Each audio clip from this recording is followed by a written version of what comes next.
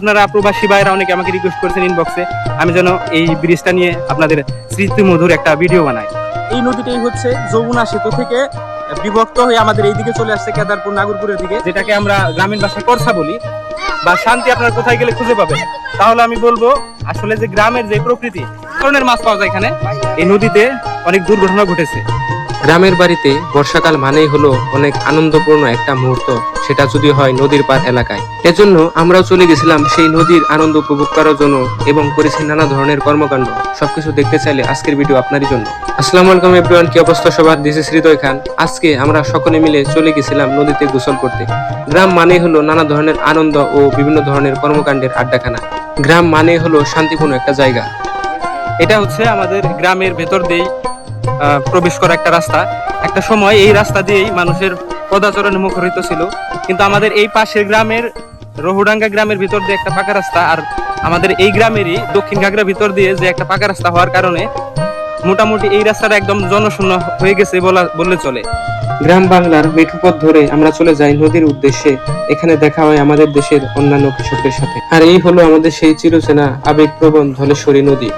আমি এখন দাঁড়িয়ে আছি, এটি হচ্ছে আমাদের সেই ভাইরাল বেতুলিয়া ব্রিজ। অনেকে আমার ইনবক্সে রিকোয়েস্ট করছিলেন আগের ভিডিওটি দেখার পর যে আমি যেন এই বেতুলিয়া ব্রিজ নিয়ে ভিডিও করি, কারণ এই বেতুলিয়া ব্রিজের সাথে অনেক মানুষের স্মৃতি জড়িয়ে আছে। কারণ এর ইদানিং আমাদের ওই কেদারপুর বৃষ্টি হয়েছে। এই ব্রিজ ওই কেদারপুর ব্রিজ হওয়ার আগে কিন্তু এই ব্রিজটি সকলে ভ্রমণের জন্য এখানে আসতো, বিভিন্ন ধরনের ঈদ বলেন, বিভিন্ন ধরনের অনুষ্ঠান বলেন। এই যে ব্রিজটি যে দেখতে পারতেছেন, এই ব্রিজেই কিন্তু হাজার হাজার মানুষ দর্শনার্থী এখানে দেখতে আসতো। নদীতে নতুন পানি দেখে সকলের আর তোর সই ছিল না। একে একে সব বন্ধুরা মিলে মেতে উঠলাম পানির এক নতুন আনন্দে। এর আগে আমি আপনাদের দেখিয়েছিলাম যে ওটা হচ্ছে কেদারপুর ব্রিজ, আর এই যে নদীটা আপনারা দেখতে পারতেছেন, এই নদীটা কিন্তু ওই নদীরই একটা শাখা নদী। এই নদীটি হচ্ছে ঢাকার দিকে চলে গেছে, আর এই নদীটাই হচ্ছে যমুনা সেতু থেকে বিভক্ত হয়ে আমাদের এই দিকে চলে আসছে কেদারপুর নাগরপুরের দিকে। আরেকটা নদীর এই শাখাটার বিপরীত পাশে যে আরেকটা শাখা আছে, সেটা চলে গেছে হচ্ছে মানিকগঞ্জের দিকে। গ্রামীণ এই প্রকৃতিতে আমরা একদম মিশে গেছিলাম নিবিড় ভাবে। কেউ কেউ নদীতে ডাইভ দিচ্ছে, কেউ একে অপরের গায়ে পানি ছিটিয়ে দিচ্ছে, আর কেউ শান্ত হয়ে পানির স্পর্শ ভোগ করছে।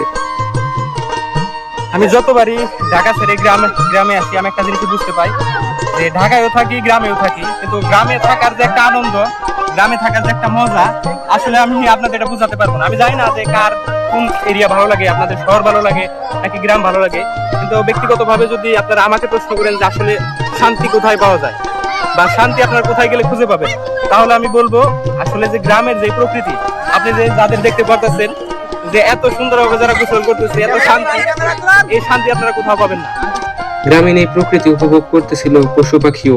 তাছাড়াও আমাদের মধ্যে যে একটা এক্সাইটমেন্ট কাজ করেছিল সেটা বোঝাতে পারবো। আসলে এই নতুন পানি উপলক্ষে যে মানুষের যে একটা আনন্দ, আমাদের পাশে যে আমি একটা ভাইকে দেখতে পাচ্ছি যে জাল ঢেলে মাছ ধরতেছে।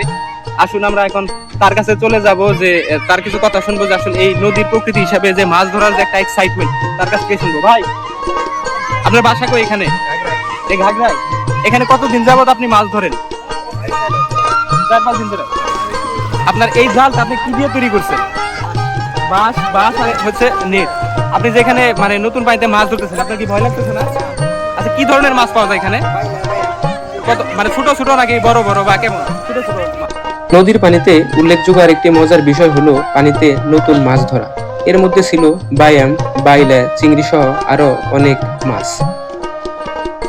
এই নদী জুড়ে আছে অনেক দুর্ঘটনার কাহিনীও, অনেক মানুষ এখানে মারা গেছে। ওই আমাদের যে পূর্ব দিকে দেখতে পাচ্ছেন, ওখানে একটা খেয়া পারাপার ছিল, ওই খেয়া ডুবে কিন্তু অনেক মানুষ এখানে মারা গেছে।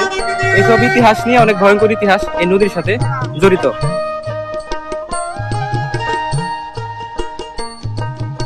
গ্রামীণ এই পরিবেশে গোসল করা আর এই গাছ পাকা কাঁঠালের যে একটা মজা, আপনি শহরের এসি রুমে বসে এই ধরনের ফিলিংস কোনোদিন পাবেন না।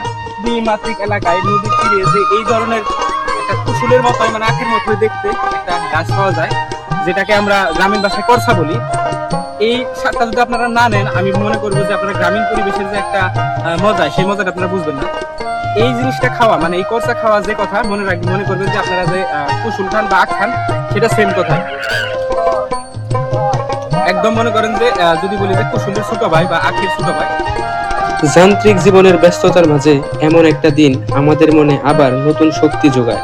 প্রকৃতিতে কাটানো আজকের এই দিনটা সত্যি স্মৃতির পাতায় স্মরণীয় হয়ে থাকবে। এটা হচ্ছে আমাদের শেষের মুহূর্ত। প্রাকৃতিক এই নদীর নতুন পানিতে আমরা সবাই গোসল করে ফ্রেশনেস নিয়ে বাইরের দিকে যাচ্ছি। ঘন্টার পর ঘন্টা নদীতে গোসল করে আমরা সকলে চলে যাচ্ছিলাম নিজ গন্তব্যে। সকলের সঙ্গে পার্টির সদস্যরা প্রাকৃতিক এই সৌন্দর্য উপভোগ করে আমরা এই গ্রামীণ পরিবেশের ভিতর দিয়ে নিজেদের গ্রামের বাড়ির দিকে রওনা দিচ্ছি। আশেপাশে যে দেখতেছেন যে গ্রামীণ যে মনোরম একটা প্রকৃতি, আসলে দেখলেই মন জুড়িয়ে যায়।